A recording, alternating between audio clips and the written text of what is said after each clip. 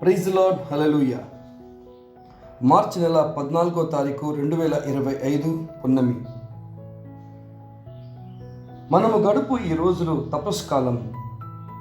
మన ప్రభు అయిన యేసుక్రీస్తు వారు తనకు అప్పగింపబడిన పరిచర్య జీవితంలో అడుగుపెట్టే ముందు ఒక పరీక్ష రాయుటకు 40 దినములు 40 రాత్రులు ఉపవాసముతో తనను సిద్ధపరుచుకున్నారు.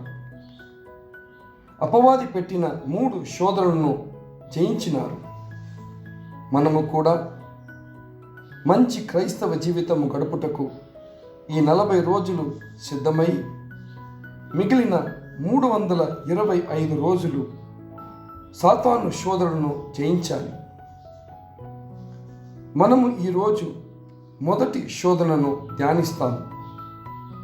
మత్తయి సువార్త 4వ అధ్యాయము 1 నుంచి 4 వచనాలు.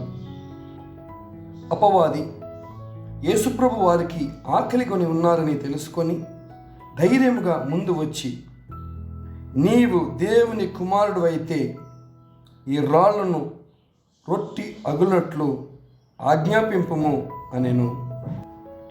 ఇది ఎటువంటి శోధన?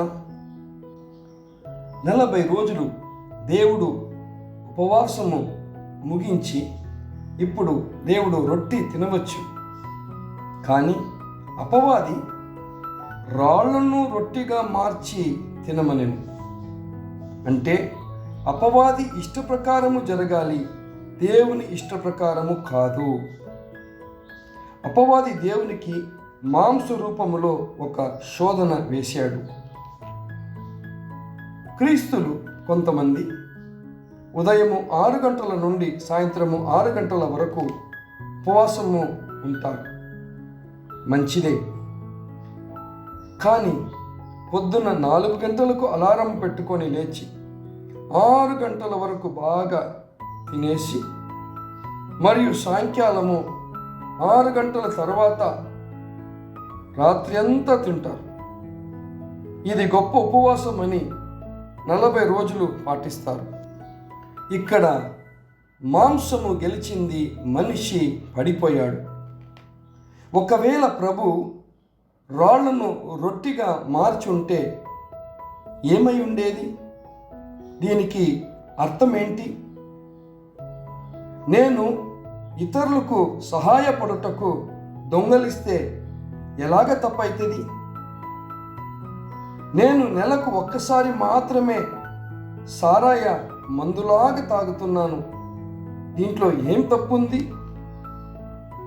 నేను ఒక స్త్రీతో సహవాసంలో ఉన్నాను, ఆమె కూడా ఇది ఇష్టమే, ఇది ఎలాగ తప్పవుతుంది? నేను మా నాన్నగారి దగ్గర నుండి కొంచెము డబ్బు తీసుకుంటే ఆయనకి తెలియకోకుండా ఎలాగ తప్పవుతుంది? అంత కూడా నాకు హక్కు లేదా? ఒక చెడ్డ వీడియోను మొబైల్లో చూస్తే ఎలాగ తప్పవుతుంది? చేతుబాడి మాంత్రిక క్రియ నా మంచి కోసం నేను చేసుకుంటే దాంట్లో ఏం తప్పుంది? నేను బలవంతంగా మా అమ్మ నాన్న ఆస్తిని పీక్కుంటే ఎలాగ తప్పవుతుంది? నేను వాళ్ళ కుమారుడే కదా, నాకు అంత కూడా హక్కు లేదా?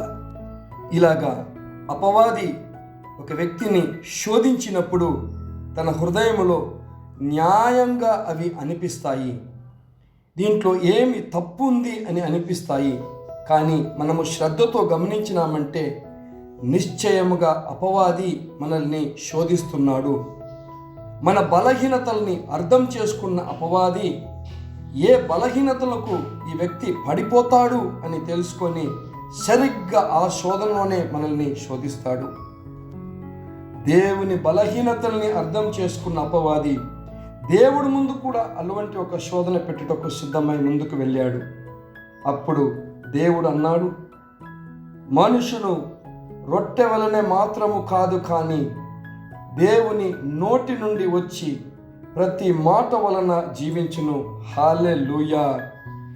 అంటే శరీర బలహీనతలకు చోటు ఇవ్వకోకుండా దేవుని వాక్యానుసారము జీవించవలెను.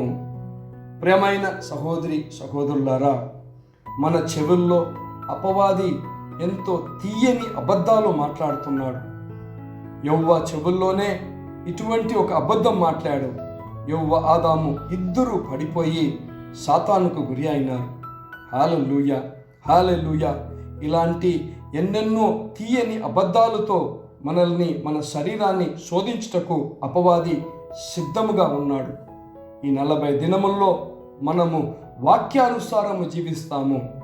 వాక్యము ద్వారా మన జీవితాన్ని క్రమపరుచుకొని అపవాది పెట్టు ప్రతి శోధనను మనము జయించవలెను. హల్లెలూయా, ఆమేన్.